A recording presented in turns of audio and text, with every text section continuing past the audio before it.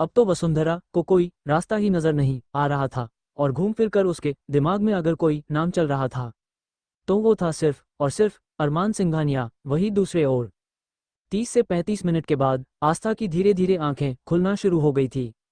अब जैसे ही आस्था की आंख खुली, उसने अपनी आंखों के सामने सबसे पहले अगर किसी का चेहरा देखा था तो वो था अरमान सिंघानिया।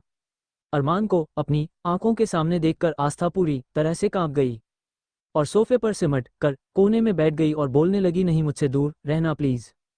मुझसे दूर हो जो दूर हो जाओ, मुझे खून खून लगा हुआ है तुम्हारे हाथों में, जाओ मेरे सामने से जाओ। ऐसा बोलकर आस्था अरमान को देखकर बुरी तरह से घबरा रही थी। वही अरमान ने अपने हाथों की मुट्ठी को कसकर बंद कर लिया था, क्योंकि वह इस तरह से आस्था को खुद से डरते हुए नहीं देख सकता था। लेकिन आस्था तो वक्त तक अपने चेहरे को पूरी तरह से छुपा कर रखे हुए थी। उसे अरमान से उस वक्त बहुत ज्यादा डर लग रहा था। लेकिन तभी नानी माँ बिना अरमान की परवाह किए बिना तुरंत आस्था के पास जाकर बैठ गई थी और उसका सर पकड़ कर उसे सहलते हुए बोली, शांत हो जाओ मेरी बच्ची, शांत हो जा, मैं हूँ तेरे पास, मेरी गोरी, मैं हूँ तेरे पास, शांत हो जा। क्योंकि आस्था बिल्कुल उसी तरह से डर रही थी जब उसके माँ बाप की मौत हुई थी।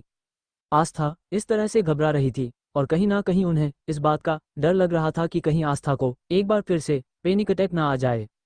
क्योंकि जब से अरमान ने आस्था का ट्रीटमेंट करना स्टार्ट किया था, साथ साथ डॉक्टर की पूरी टीम वहां तैयार करके रख दी थी और एक मिनी हॉस्पिटल खुला दिया था, तब से आस्था को पैनिक अटैक काफी कम आते थे। लेकिन आज अरमान का इतना भयानक रूप देखने के बाद आस्था की हालत काफी ज्यादा खराब हो चुकी थी और उसे इस वक्त अरमान से बहुत ज्यादा डर लग रहा था। वही अरमान आस्था की ओर देखता है, इस वक्त खुद को कंट्रोल करने की कोशिश कर रहा था। इस वक्त उसका पारा बेहद बढ़ चुका था और तभी अरमान अचानक एक आईब्रो उठाते हुए आस्था की ओर देखकर बोला, मैसेज आस्था, अरमान सिंघानिया, अगर आपने अभी और इसी वक्त डरना या पैनिक होना बंद नहीं किया तो मैं इस बंदूक से खुद को गोली मार लूंगा। अरमान ने जल्दी ही एक बंदूक अपने माथे से सटा ली थी। अब जैसे ही आस्था ने ये देखा, उसने तुरंत अपने दोनों हाथों पर अपने मुंह पर दोनों हाथों को रख लिया था और आंखें बड़ी बड़ी कर करके अरमान की ओर देखने लगी थी। वही हॉल में इस वक्त जितने भी लोग मौजूद थे वो सभी एकदम पत्थर के जैसे जम चुके थे। वही दादाजी अरमान का इस तरह का पागलपन देखकर पूरी तरह से सिहर उठे थे। कहीं ना कहीं उन्हें इसी बात का डर था कि अरमान अपने पागलपन में आगे ना बढ़ जाए। लेकिन अरमान, जो कि अब बंदूक लेकर आस्था के सामने बैठा हुआ था और उसने अपने सर पर बंदूक तान रखी थी और सीधे सीधे कह रहा था कि अगर आस्था ने डरना बंद नहीं किया या रोना बंद नहीं किया तो अभी और इसी वक्त वो खुद को गोली मार लेगा। तुरंत टाइगर और मारिया एक्टिव हो गए थे और अरमान के दाएं बाएं आकर खड़े हो गए थे। वहीं आकाश और सुमित सपाट चेहरा लिए अरमान को देख रहे थे। वही ध्रुव और आहान दोनों की आंखों में बेचैनी थी, वह अरमान को इस तरह से बिल्कुल भी नहीं देखना चाहते थे। वही आस्था अब तुरंत अपना थूक निगलते हुए अरमान की और देखने लगी थी। उसने भले ही रोना बंद कर दिया था, लेकिन उसकी आंखों में इस वक्त कितना ज्यादा डर था यह अरमान अच्छी तरह से नोटिस सकता था। साथ ही साथ उसे बीच बीच में हिचकी आ रही थी, क्योंकि भले ही जुबान से वह ना रो रहे हो, लेकिन उसका दिल इस वक्त बेहद रो रहा था। वही नानी माँ की तो बड़ी बड़ी आंखें हो गई थी। वह सपने में भी नहीं सोच सकती थी कि इस तरह से अरमान सिंघानिया उन्हीं के सामने, उनकी नाती के सामने खुद को मारने की धमकी दे देगा। तुरंत वो डरती हुई आस्था की ओर देखकर समझाते हुए बोली, आस्था बेटा, प्लीज रोना बंद कर दें। दामाद जी खुद को कुछ कर लेंगे। आस्था बेटा, बिल्कुल मत रोना।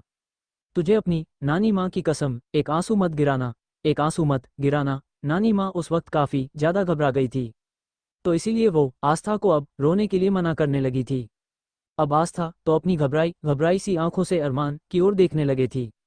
भले ही उसने रोना बंद कर दिया था, लेकिन अरमान को इस तरह से देखकर उसे और भी ज्यादा डर से और रोना आ रहा था। लेकिन फिलहाल खुद के इमोशन पर कंट्रोल करते हुए वह अरमान की ओर अपनी टिमटिमाती हुई आंखों से देखने लगी थी।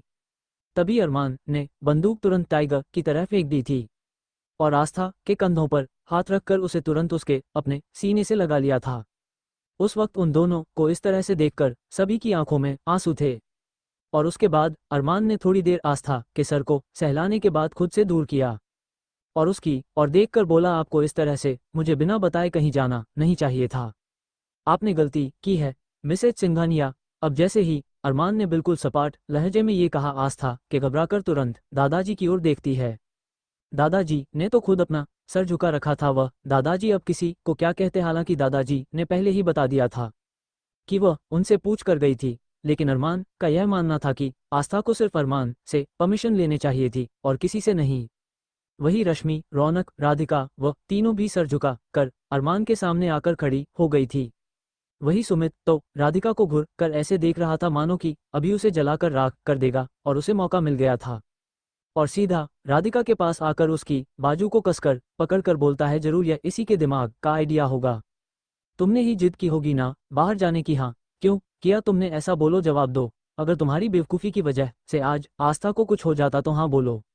ऐसा कहते हुए सुमित पूरी तरह से राधिका पर बरस रहा था, लेकिन आस्था यह नहीं देख सकती थी और सच बताते हुए बोली, नहीं सुमित भैया, इसमें राधिका दीदी की कोई गलती नहीं है।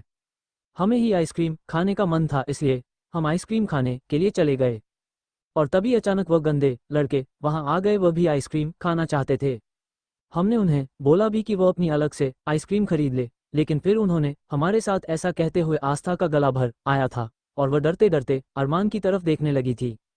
वही अरमान ने अपने हाथों की मुट्ठी को कसकर बंद कर क्या रखा हुआ था, क्योंकि उसकी निगाहें बार बार आस्था के गले पर जा रही थी। आस्था के गले पर उन लड़कों के हाथों के निशान थे, साथ ही साथ आस्था के होठों के पास से थोड़ा सा खून भी निकला हुआ था, जो कि अब सूख चुका था। अरमान ने जल्दी ही सब पर एक नज़र डाली और फटाफट से आगे बढ़कर आस्था को गोद में उठा लिया था और कमरे में लेकर जाने लगा था। आस्था एकदम भीगी बिल्ली बनी हुई थी। उसने अपने सर को अरमान के चौड़े से सीने में छुपा लिया था, लेकिन उस वक्त वो उसे उन लड़कों से उसे इतना डर नहीं लग रहा था जितना डर उसे अब अरमान से लग रहा था। अरमान के जाने के बाद नानी माँ मन ही मन में आस्था के लिए दुआ करते हुए अपने कमरे में चली गई थी। वहीं दादाजी भी अब अपने कमरे में चले गए थे। अब हॉल में सुमित, राधिका, रश्मि, रौनक और ध्रुव, आहन और आकाशी बचे हुए थे। टाइगर, मारिया ने भी एक दूसरे की तरफ देखा और फटाफट से वहां से चले गए थे। वहीं आहान रौनक को घूर रहा था और उसके पास से होता हुआ सीधा अपने कमरे में चला गया था। रौनक समझ चुके थी कि आहान उससे गुस्सा है, पर ना जाने क्यों रौनक को आहन का इस तरह से गुस्सा होना उसे कुछ फर्क पड़ रहा था। वहीं ध्रुव ने आकाश के कंधे पर हाथ रखता है, वह भी अपने कमरे में चला गया और अब रश्मि डरते हुए आकाश की तरफ देखने लगी थी। अब आकाश लाल आंखों के साथ रश्मि को ही घूर रहा था और अगले ही पल डेंजरस टोन में रश्मि की तरफ देखकर बोला, अपने कमरे में जाओ। रश्मि तो यही चाहती थी कि कब उसे अपने कमरे में जाने का मौका मिले, और रश्मि इस तरह से भाग गई थी मानो कि उसके पीछे किसी जंगली कुत्ते छोड़ दिए हों। रश्मि को जाता हुआ देखकर आकाश तिरछा मुस्कुराया और उसके पीछे पीछे चला गया था। अब सुमित और राधिका इस वक्त हॉल में अकेले थे और सुमित ने आगे बढ़ा आकर राधिका के कंधों को कसकर पकड़ता है और उसकी आंखों में आंखें डालकर घूरते हुए बोला, आइंदा से अगर तुमने इस तरह की कोई बचकानी हरकत करने की कोशिश की तो इस बार तो तुम कोमा से बाहर आ गई हो, अगली बार अपने हाथों से तुम्हारा गला दबा दूंगा। ऐसा बोलकर सुमित अपने कमरे में चला गया था और राधिका घुटनों के बल हॉल में बैठकर रोने लगी थी और उसके बाद थोड़ा सा कुछ को कंट्रोल करके अपने कमरे में चली गई थी।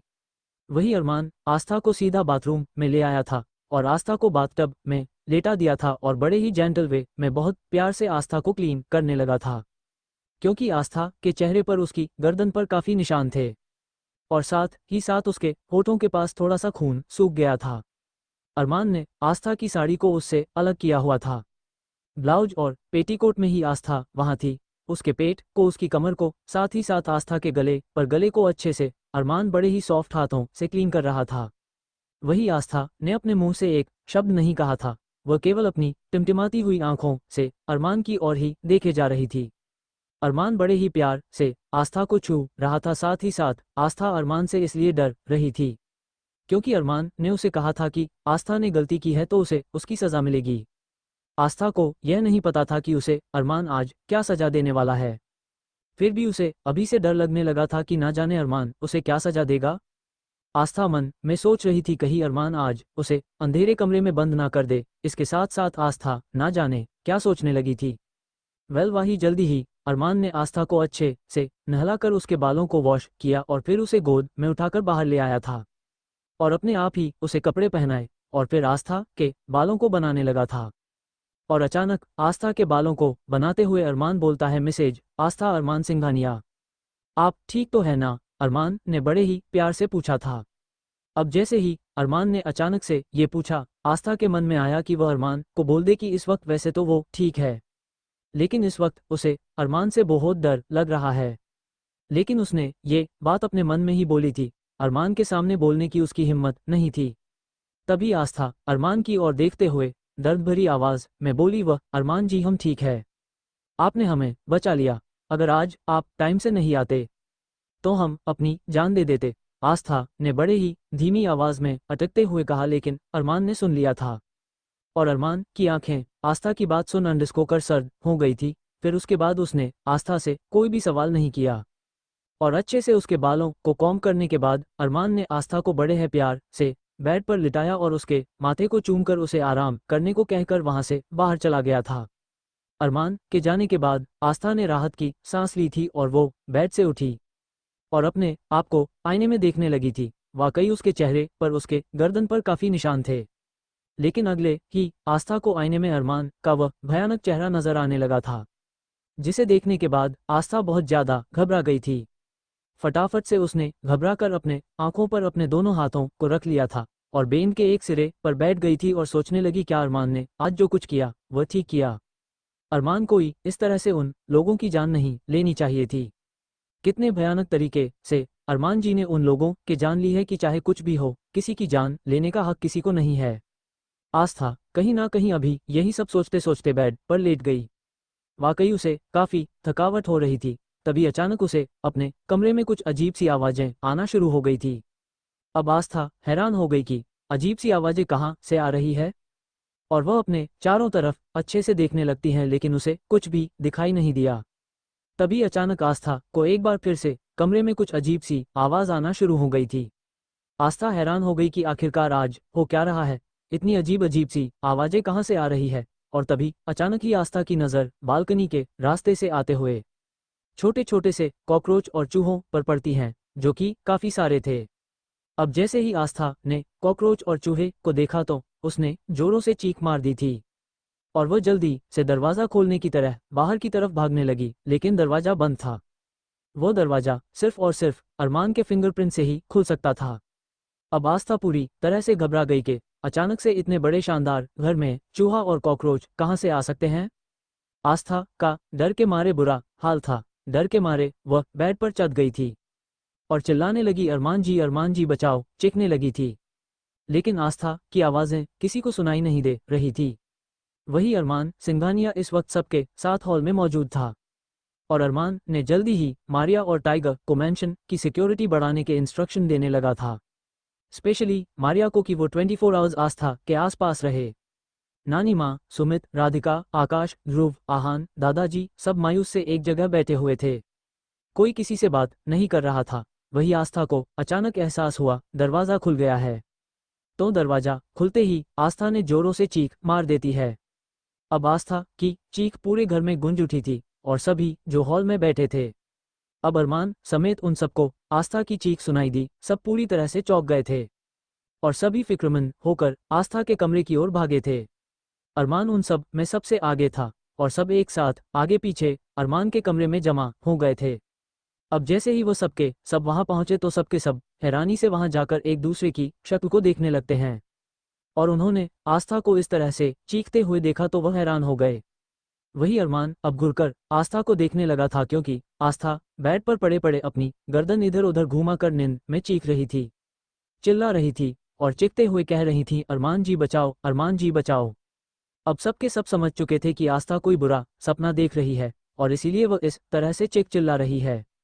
तभी नानी माँ ने आस्था की तरफ गए बढ़ी और सोई हुई आस्था के सिर पर धीरे से हाथ रखकर धीरे धीरे सहलाने लगी, प्यार से बोलती है, जाग जा गोरी बेटी, जाग जा।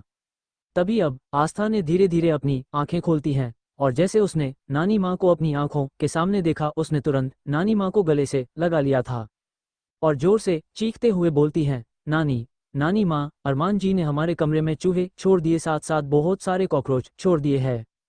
और आस्था तुरंत आंखें बंद किए कि यही चूहा और कॉकरोच की तरफ उंगली दिखाते हुए इशारा करने लगी थी कि नानी माँ, हमारे कमरे में चूहे और कॉकरोच है और बहुत सारे, और हमारे कपड़ों पर भी चढ़े हुए हैं, हमें बचाओ। तब नानी आस्था के सिर पर हाथ फेरते हुए बोलती हैं, लेकिन बेटी, यहाँ पर तो कुछ नहीं है, अपने आप को संभालो। बेटा, तूने जरूर कोई ना कोई बुरा सपना देखा होगा। ऐसा कहकर नानी माँ आस्था को संभालने की कोशिश करने लगी थी। वही अरमान आस्था के बातें सुनकर उसे आईब्रो उचकाते हुए घूरने लगा था। साथ साथ अरमान के हार्ट बीट इस वक्त काफी ज्यादा बढ़ चुकी थी। अब आस्था को सही सलामत देखकर उसके सांसें थोड़ी थोड़ी नॉर्मल हुई थी। लेकिन अब आस्था की उटपटांग बातें सुनकर वो उसे घूर कर देखने लगा था। क्योंकि जब अरमान ने आस्था के चिल्लाने की आवाज़ सुनी, उसे इस बात का डर सता रहा था कि कहीं आस्था को कुछ होना गया हो। लेकिन अब आस्था को सही सलामत देखकर अरमान अपने इमोशंस कंट्रोल कर रहा था। आज पहली बार अरमान को डर का एहसास हुआ था। वही नानी माँ आस्था को शांत करते हुए बोली, शांत हो जा गोरी बेटी, शांत हो जा, तुम एक बुरा सपना देख रही थी। ऐसा कुछ नहीं है, देखो देखो ध्यान से, हम सब तुम्हारे पास है। ऐसा बोलकर नानी माँ आस्था को शांत करने लगी थी। तभी अरमान के लिए अब खड़े रहना मुश्किल हो चुका था और वो फटाफट से वह आस्था के पास गया और बिना किसी के परवाह किए उसने आस्था को जोरों से गले से लगा लिया था। अब आस्था को इस तरह से सबके सामने गले से लगने पर नानी माँ, दादाजी, रश्मि, आकाश, ध्रुव, आहान सभी के चेहरे पर एक छोटी सी बड़ी सी प्यारी सी मुस्कुराहट आ गई थी और सभी एक दूसरे की और उनकी ओर ना देखकर इधर उधर झांकने लगे थे। वहीं नानी माँ भी अब समझ गई थी कि उनके यहाँ रुके रहना अब ठीक नहीं है। इसीलिए नानी माँ जल्दी ही बहाना बनाते हुए वहां से बाहर निकल गई थी।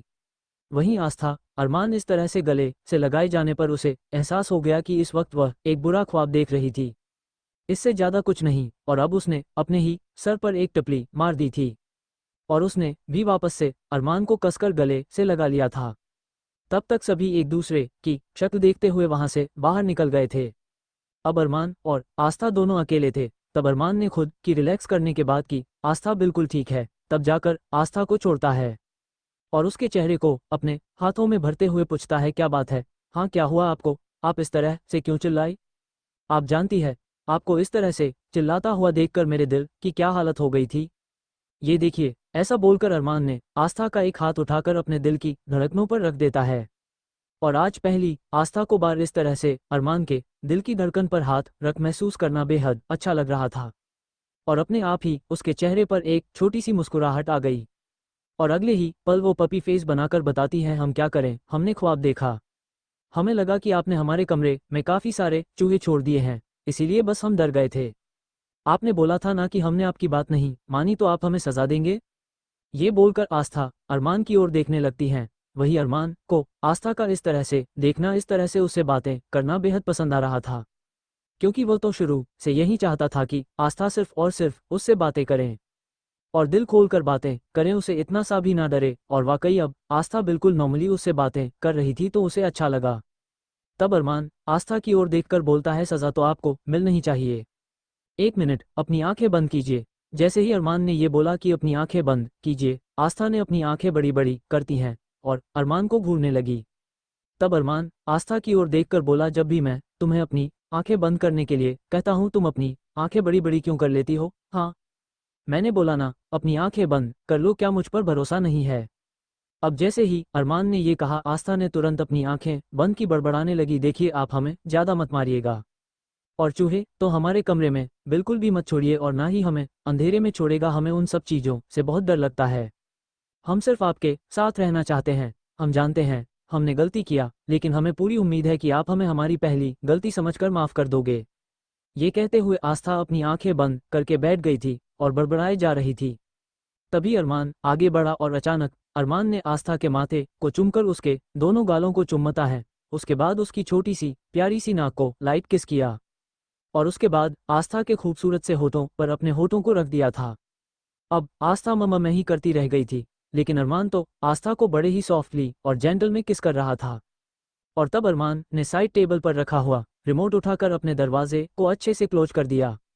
आस्था को कुछ नहीं पता था कि आस्था तो उस वक्त अरमान के प्यार में पूरी तरह से खो गई थी और आस्था अरमान ने जल्दी ही आस्था को उसके कब्जों से आज़ाद कर दिया था और उसे ढेर सारा प्यार जताने लगा था। आस्था अरमान का प्यार पाकर सब कुछ भूल गई थी। तब अरमान रुकते हुए बोला, आपकी सज़ा यही रहेगी कि आज आप खुद से मुझे सारा प्यार करेंगी। अब जैसे अरमान ने एक ऐसे मोमेंट पर आकर आस्था को ये बात बोली, आस्था की आंखें हैरानी से फैल गई थी, क्योंकि इस वक्त वह दोनों इतना ज़्यादा आगे बढ़ चुके थे कि एक दूसरे का साथ चाहते थे। लेकिन अरमान ने अन मोमेंट पर आस्था से बोला कि उसकी सज़ा यही है कि उसे खुद आगे बढ़कर अरमान से प्यार करना होगा। अब आस्था अरमान की बात सुनकर पूरी तरह से शर्मा उठी थी। वह भला आगे बढ़कर खुद से कैसे अरमान से प्यार कर सकती थी। लेकिन आस्था तो चारों खाने चित हो गई थी और फिर अरमान शरारती अंदाज में बोला, सज़ा है, सज़ा तो भुगतनी ही पड़ेगी। अब आस्था के पास कोई और रास्ता नहीं था और उसने आगे बढ़कर खुद से अरमान के चेस्ट पर किस करना स्टार्ट किया और उसके होठों को स्मूच किस करना शुरू कर दिया था। आस्था की हालत तो सब काफ़ी ज़्यादा अजीब थी, लेकिन अरमान आस्था का प्यार करना बेहद एंजॉय कर रहा था। वहीं दूसरी ओर सब के सब इस वक्त हॉल में जमा थे। वही आहान बोला, ये आस्था भाभी भी ना, देखा आपने कैसे बच्चों की तरह डर गई थी। और ऐसा बोलकर आहान ध्रुव से कहने लगा था। तभी आकाश, सुमित, ध्रुव आहन को घूरकर बोले, अच्छा तुम दोनों चुप करोगे। एक तो वो बेचारी कितना ज्यादा डरी हुई थी, लगता है उसे बुरा सपना आ गया होगा। तब नानी माँ बोली, अरे आप लोग हमारी गोरी को इस तरह से मजाक नहीं उड़ा सकते हो। अरे वो बहुत बहादुर है, वो बस डर गई होंगी। आज बच्चों के साथ इतना बड़ा हादसा होते होते जो बच गया। तब अचानक रौनक अपना सर झुकाकर आगे आती है और नानी माँ के सामने खड़ी होकर बोलती हैं, नानी माँ प्लीज़ आप हमें माफ़ कर दीजिए, इसमें सरासर हमारी गलती है। हमें अगर हम ही उन्हें लेकर नहीं जाते तो अच्छा रहता। ये बोलकर रौनक नानी माँ की ओर देखने लगती हैं। तभी आहान को तो मौका मिल गया था रौनक पर बरसने का और वह बोलता है, हाँ हाँ दे राय दुरुस्त आए। कम से कम इन लोगों ने अपनी गलती तो मानी, गलती इसमें आस्था भाभी की नहीं है, सरासर इस लड़की की है जो हमेशा लड़का बनकर घूमती रहती है। लेकिन यह एक नंबर की छिपकली है। ऐसे बोलकर आहान रौनक को घूरने लगा था। वही रौनक को उस वक्त आहान पर बहुत गुस्सा आ रहा था, लेकिन उस वक्त वो नानी माँ के सामने सर झुका कर इसलिए खड़ी थी ताकि नानी माँ उसे जो सज़ा देगी उसे मंजूर होगी। लेकिन नानी माँ ने बदले में रौनक के सर पर प्यार से हाथ फेरते हुए बोली, मेरे बच्चे, तुम मेरे लिए मेरी गोरी से कम नहीं हो। मैं मेरे लिए सबकी सेफ्टी इंपॉर्टेंट है और बच्चा, इसमें आप लोगों की कोई गलती नहीं है और आप लोग बिना बताए थोड़ी ना गए थे। आप अपने दादाजी को बता कर गए थे, मुझे भी बता कर गए थे। ये थोड़े ना पता था अंदिस को कि वहां पर इस तरह से हादसा हो जाएगा। ये बताओ, अगर लोगों को पहले से ही पता चलने लग जाए कि बाहर जाकर इस तरह से कोई हादसा हो सकता है तो कोई घर से तो बाहर ही नहीं निकलेगा, तो फिर कैसे चलेगा। आप बिल्कुल भी परेशान मत हो। ऐसा बोलकर नानी माँ ने रौनक को गले से लगा लिया था और रश्मि भी आकर नानी माँ के गले से लग गई थी और घुरकर आकाश को देखने लगी। क्योंकि जब से रश्मि वहां से लौटी थी, आकाश ने रश्मि से सीधे मुंह बात नहीं की थी, तो उसे बहुत ज्यादा बुरा लग रहा था। सिर्फ तो इसीलिए आकाश अब रश्मि को देखकर सीधा अपने कमरे में चला गया था और रश्मि धीरे धीरे उसके पीछे पीछे चली गई थी। आकाश खिड़की की तरफ मुंह करके खड़ा हुआ था। रश्मि ने सीधा जाकर आकाश को पीछे से गले से लगा लिया था और गिल्टी टोन में बोली, हम जानते हैं कि आप हमसे नाराज है, लेकिन प्लीज मुझे इस तरह से नाराज मत होइए ना, मुझे बहुत बुरा लग रहा है। प्लीज मुझसे बातें कीजिए, मुझे डांटे धमकाए लेकिन प्लीज मुझसे बातें कीजिए। ये बोलकर रश्मि आकाश को उससे बात करने के लिए कहने लगी, लेकिन तभी आकाश ने पीछे मुड़कर रश्मि को जोरों से गले से लेता है और आंखें बंद करके बोलता है, अगर तुम्हें आज कुछ हो जाता तो तुमने सोचा है मेरी क्या होता मेरा। तुम आगे से ऐसी कोई हरकत नहीं करोगी और मुझे इस तरह से छोड़कर तो कभी नहीं जाओगी। तुम्हें जहां भी जाना होगा मैं तुम्हें खुद लेकर जाऊंगा। ये बोलकर आकाश अब बड़े ही प्यार शब्दों में रश्मि को समझाने लगा था। तो रश्मि ने भी अपनी गर्दन हाँ में हिला देती है और आकाश ने दिल खोलकर रश्मि को प्यार किया था। वहीं दूसरी ओर अबीर सिंह राठौड़ को भी इस बात की खबर मिल चुकी थी कि आस्था पर हमला हुआ था और जिन लोगों ने आस्था पर गंदी और बुरी नजर डाली थी उनको अरमान ने बड़ी ही भयानक सजा दी थी और अरमान के आदमियों ने उन सब की डेड बॉडी को उनके घर पर भिजवा दिया था। लेकिन अबीर सिंह राठौड़ इस वक्त गुस्से से पागल हो उठा था और अचानक अबीर सिंह राठौड़ ने एक बड़ा ही डोरिस्टिक स्टेप ले लिया था। जिनकी बॉडी उनके घर भिजवाई गई थी उन सब की बॉडी को मुखाग्नि देने से पहले ही अबीर सिंह राठौड़ ने अपने पास बुला लिया था और सीधा बम से लगाकर उड़ा दिया था। अबीर सिंह राठौड़ का मानना था कि जिसने भी उसके बटरफ्लाई पर गंदी नज़र डाली है उसे इस तरह से पूरे रीति रिवाज के साथ मुख्य अग्नि नहीं दी जा सकती है। इसीलिए अबीर सिंह राठौड़ ने सीधा उनके लाश को बम से जलवा डाला था। अबीर सिंह राठौड़ उस वक्त बड़ा ही भयानक और खतरनाक दिखाई दे रहा था। अबीर के चेहरे पर साफ दिखाई दे रहा था कि वह आस्था के लिए कुछ भी करने को तैयार था। अबीर सिंह राठौड़ डेस्परेटली अरमान से अब उस जमीन के साथ साथ आस्था को भी पाना चाहता था, क्योंकि अबीर सिंह राठौर को ये लग रहा था कि वह अरमान सिंघानिया ने उसकी जिंदगी की सबसे इम्पोर्टेंट चीज़ों को अपने पास रखा हुआ है। वेल, अबीर सिंह राठौर अंडरवर्ल्ड किंग तो बन ही चुका था, लेकिन अगर वह ज़मीन को हासिल कर लेता है तो उसके जितना अमीर बिलेनियर कोई भी नहीं था और उससे ज़्यादा पावरफुल कोई भी नहीं रहने वाला था। और अरमान सिंघानिया के आधे से ज़्यादा पावर उस जमीन से थी। ये बात वो अच्छी तरह से जानता था, इसके लिए उसने अलग ही तरह की खिचड़ी पकाना शुरू कर दिया था। वहीं वीर रायचंद पूरी तरह से जूझले उठा था। एक तो जब से उसे ये पता चला था अंडिस्को की उसकी माँ अरमान सिंघानिया की भी माँ है, तो उसके तन बदन में आग लग गई थी। ऊपर से उसके पिता ने उसे एक चूहे की तरह बिल में रहने के लिए कह दिया था कि वह अबीर सिंह राठौर के अंडरवर्ल्ड के लोगों के साथ ही रहे, क्योंकि अबीर ने उन पावरफुल लोगों की जान ली थी जो अरमान के लिए काम किया करते थे और जो अरमान को बेहद पावरफुल बनाया करते थे। लेकिन अब अबीर ने उनकी जान लेने के बाद अपने आदमियों को उनकी जगह पर नियुक्त कर दिया था, जिसकी वजह से अरमान को काफ़ी लॉस हुआ था। लेकिन अरमान को इस चीज़ से कोई फर्क नहीं पड़ रहा था। ना तो वह पहले कभी डेविल किंग बनना चाहता था और ना ही अब उसे इंटरेस्ट था। उसे इंटरेस्ट अगर किसी में था तो वह था सिर्फ और सिर्फ उसकी प्यारी खूबसूरत बीवी आस्था।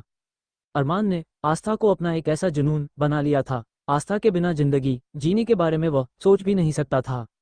वेल, वीर रायचंद पूरी तरह से झुंझला उठा। एक तो वह अपने घर पर नहीं रह रहा था और सीधा सीधा उसे अबीर के पास रहना पड़ रहा था।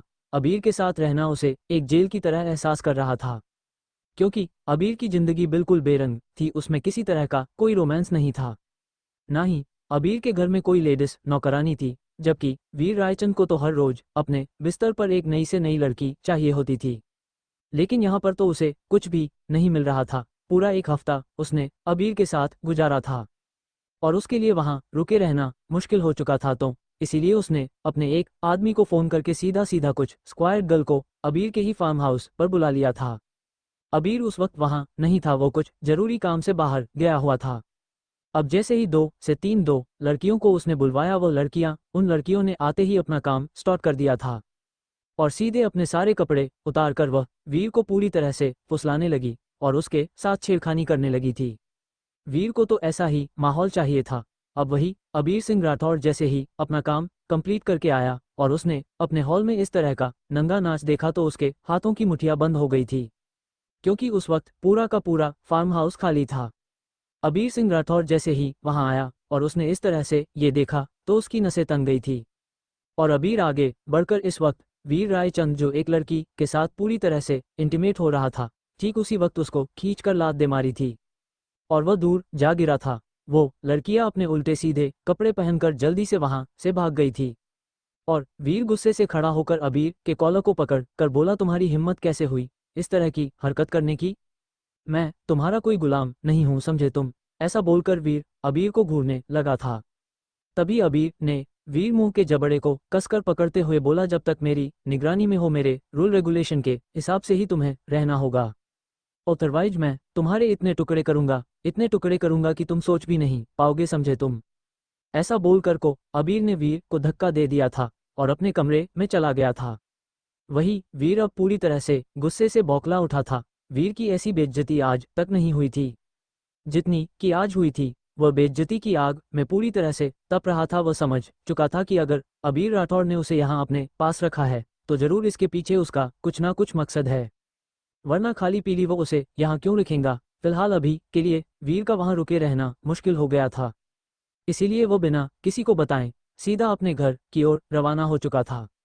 वहीं दूसरी ओर अरमान से ढेर सारा प्यार करने के बाद आस्था अब अरमान से नजरें नहीं मिला पा रही थी।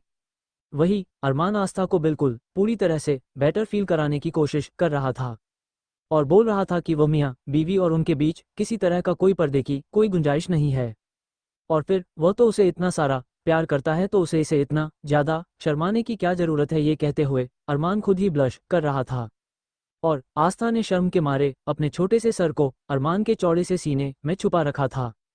तब अरमान ने आस्था की पीठ को सहलाते हुए उसे गोद में उठा लिया था और सीधा बाथरूम में ले आया और दोनों कितने ही देर तक एक दूसरे की बाहों में नहाते रहे थे। अरमान को आस्था के साथ रहकर एक अलग ही लेवल का सुकून मिला करता था। अब जैसे ही कितनी देर तक अरमान और आस्था एक दूसरे में डूबे रहे, उसके बाद दोनों एक साथ कपड़े पहने और अच्छे से आस्था को साथ में लेकर अरमान नीचे हॉल में आ गया। और जैसे ही वो हॉल में आया, आज अरमान के चेहरे पर एक अजीब सी खुशी थी। वो खुशी शायद आस्था के प्यार करने की थी, क्योंकि आस्था ने आज आगे बढ़कर अरमान को प्यार किया था, तो अरमान को बहुत ही ज्यादा अच्छा लग रहा था। अरमान को हॉल में मुस्कुराते हुए देखकर सभी बहुत ज्यादा खुश हो रहे थे। सभी के चेहरे पर एक हल्की सी स्माइल थी, क्योंकि अरमान खुश होता था तो माहौल अलग ही लेवल का हो जाता था। चारों तरफ सिर्फ खुशियां खुशियां होती थी। वही मारिया टाइगर एक दूसरे को देख रहे थे। दोनों भले ही दोनों की एक दूसरे के साथ शादी होने वाली थी, और एक दूसरे के साथ वो इंटीमेट भी कितनी बार हो चुके थे, लेकिन अभी तक दोनों ने एक दूसरे को टशन देना बंद नहीं किया था। दोनों ही दूसरे को टशन दिया करते थे, और इनफैक्ट अरमान उन दोनों को देख रहा था, और साथ ही साथ अरमान ने सोच लिया था कि उन दोनों के लिए उसे क्या करना है। वहीं दूसरी ओर आकाश सुमित उस वक्त हॉल में मौजूद थे। राधिका मायूस सी एक तरफ अलग बैठी थी, क्योंकि सुमित ने जो उसके साथ बर्ताव किया था वो उसके लिए ना काबिले बर्दाश्त था। लेकिन फिलहाल वह किसी से कुछ नहीं कह सकती थी, क्योंकि वह खुद सुमित के गले पड़े हुई थी, और सुमित के बिना जिंदगी जीने के बारे में वह सोच भी नहीं सकती थी। वही रौनक नानी माँ के कंधे पर हाथ रख कर बैठी हुई थी, बिल्कुल लड़कों के स्टाइल में, और नानी माँ की ओर देखकर बोली, नानी माँ एक बात बताइए, जब आप जवान थी क्या आपको कभी प्यार हुआ था? जैसे ही रौनक ने वहां पर एकदम से यह सवाल किया, नानी माँ तुरंत शर्मा गई थी। अपने साड़ी के पल्लू को अपने मुंह में लेकर बोली, अरे बिटिया, अब हमारे जमाने की हम आपको क्या बात बताएं। प्यार तो हमारे जमाने में होता था। अरे अब क्या कोई प्यार होता है? अब तो लड़का लड़की मिले, एक आपस में किस किया तो सोचते हैं कि प्यार हो गया। तुम्हें पता है हमारे जमाने में जब प्यार होता था ना, इतने बड़े बड़े कुर्बानियां देनी होती थी, कितने बड़े बड़े सैक्रिफिस करने होते थे। इतना ही नहीं, सबसे बड़ा मुश्किल काम होता था लड़की के माँ बाप को मनाना। और तुम जानती हो आस्था के जो नाना जी थे, उन्होंने पूरे 8 साल लगा दिए थे, तब जाकर मेरे माँ बाप शादी के लिए माने थे। अब जैसे ही नानी माँ ने ये कहा, अंडस को सभी मुंह खोलकर हैरानी से नानी माँ की बातें सुनने लगे थे। वही आहान को तो नानी माँ की बातों में कुछ ज्यादा ही इंटरेस्ट आया करता था, और अभी वह सब एक दूसरे से बात ही कर रहे थे। तभी अचानक सुमित के फोन पर एक नोटिफिकेशन आता है। सुमित ने जैसे अपना फोन उठाकर देखा तो उसके चेहरे के हाव भाव बदल गए थे। वहीं आहान, जो कि रौनक के जैसे ही नानी माँ के दूसरे कंधे पर हाथ रखकर बैठ गया और बोलता है, नानी माँ फिर क्या हुआ, बताइए ना, आगे बताइए ना। जब आपकी शादी हुई तब क्या हुआ? आहान को भी नानी माँ की बातों में इंटरेस्ट आ रहा था, तो वह उससे आगे पूछना चाहता था कि जब नानी माँ की शादी, उसके बाद में आगे क्या हुआ।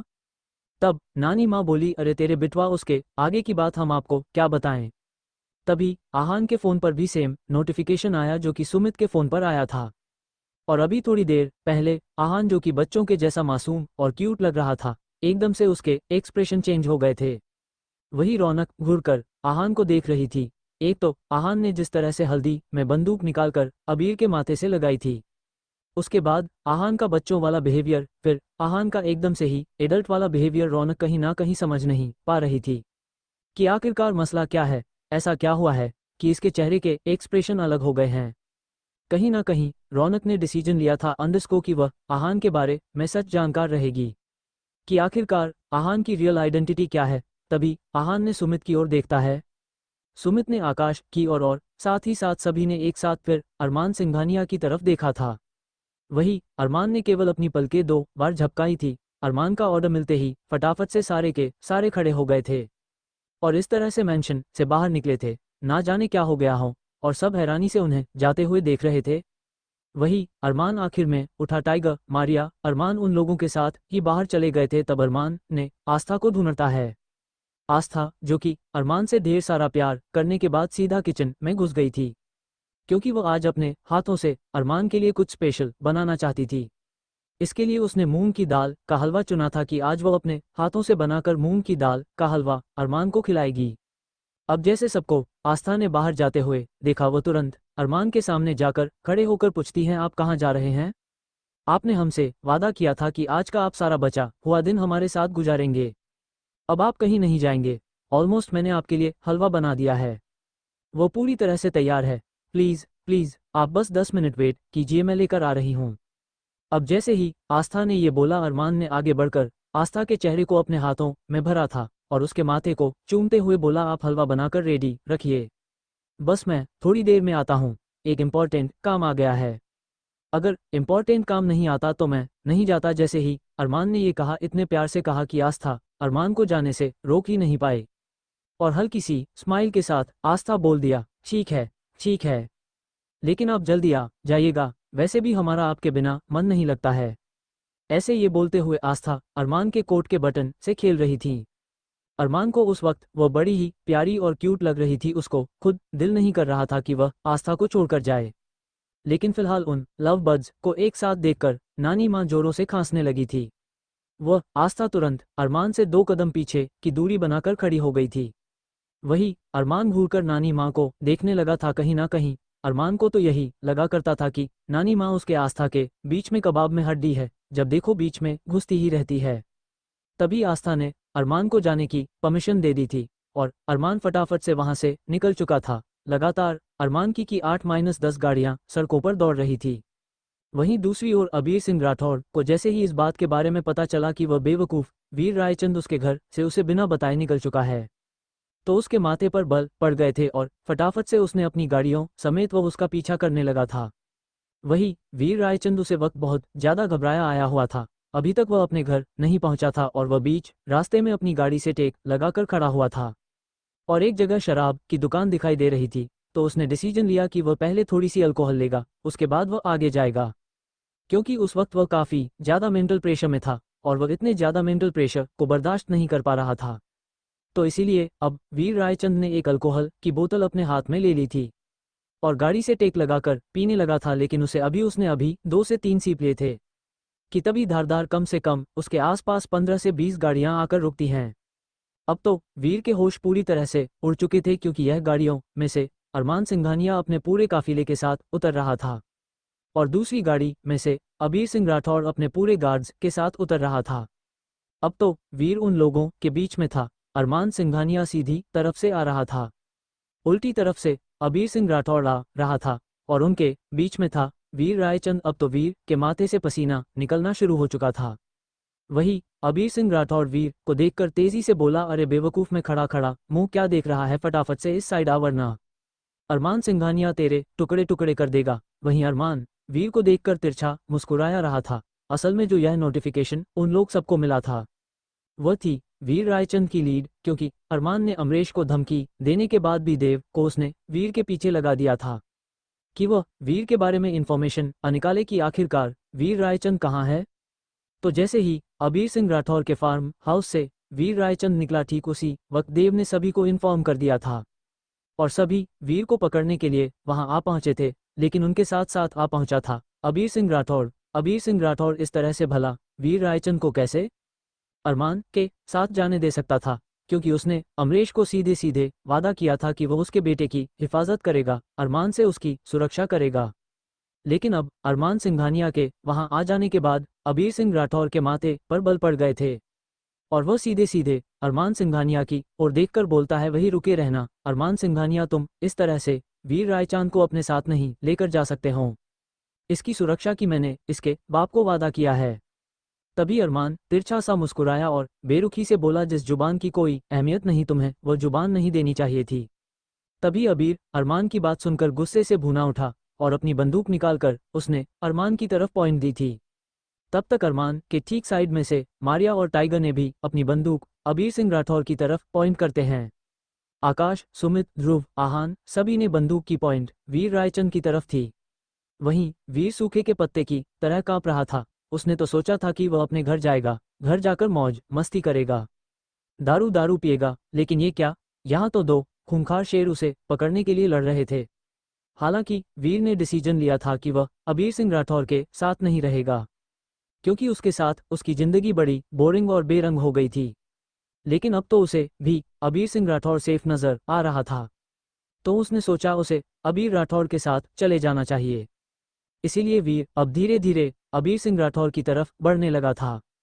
लेकिन तभी अरमान ने उसे इस तरह से अबीर की तरफ जाते हुए देख लिया था और तुरंत उसने टाइगर की ओर देखा।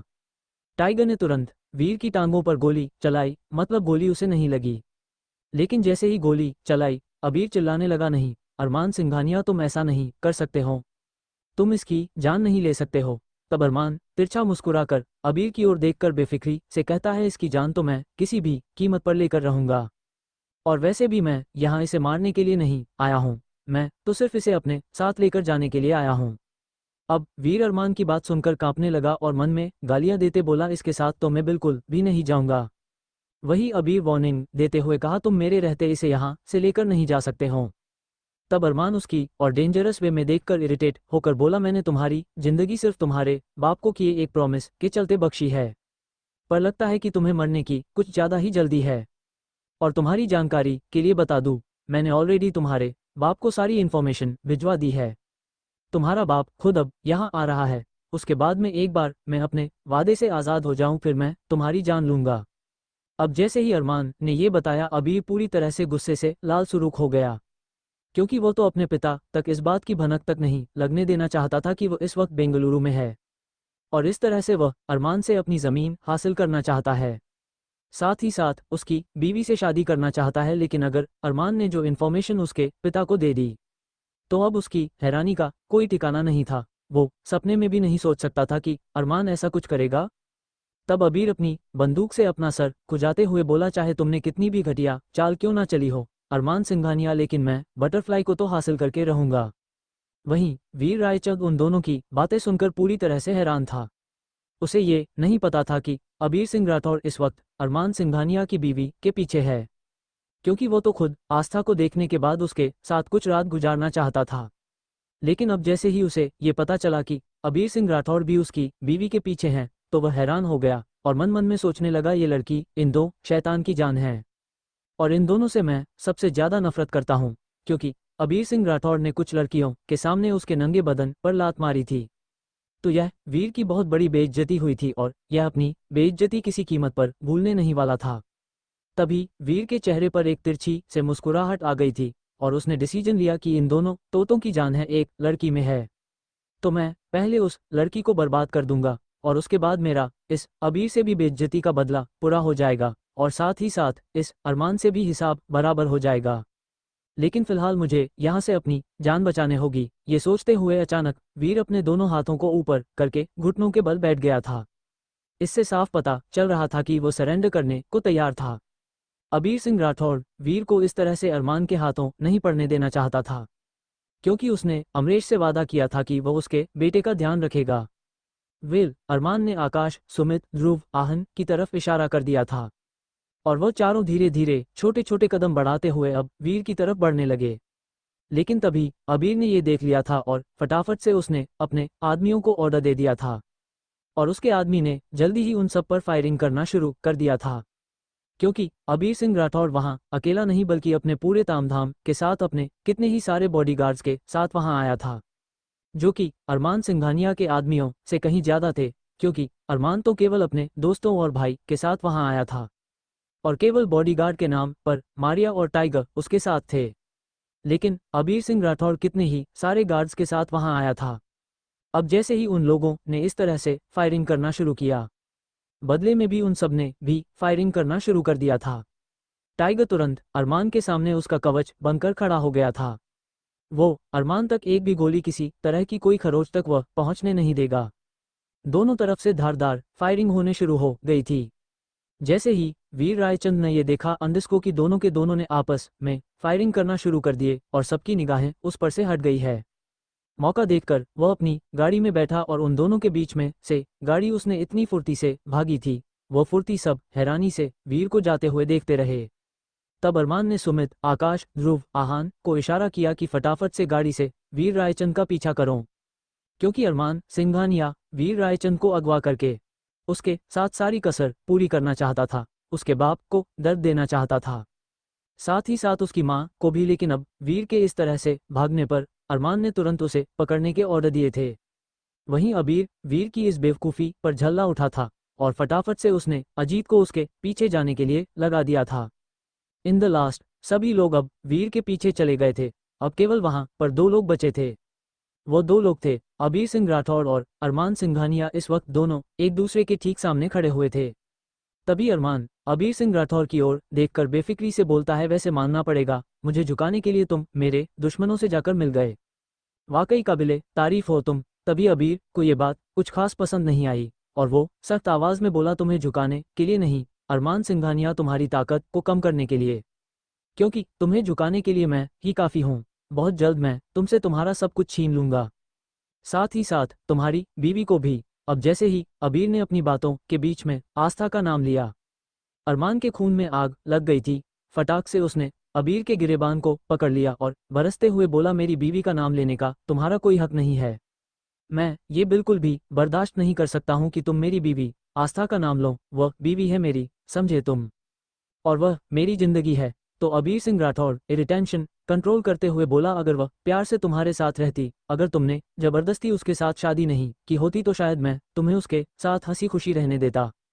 लेकिन जब जब भी मैंने उसे तुम्हारे साथ देखा है, उसकी आंखों में उदासी देखी है।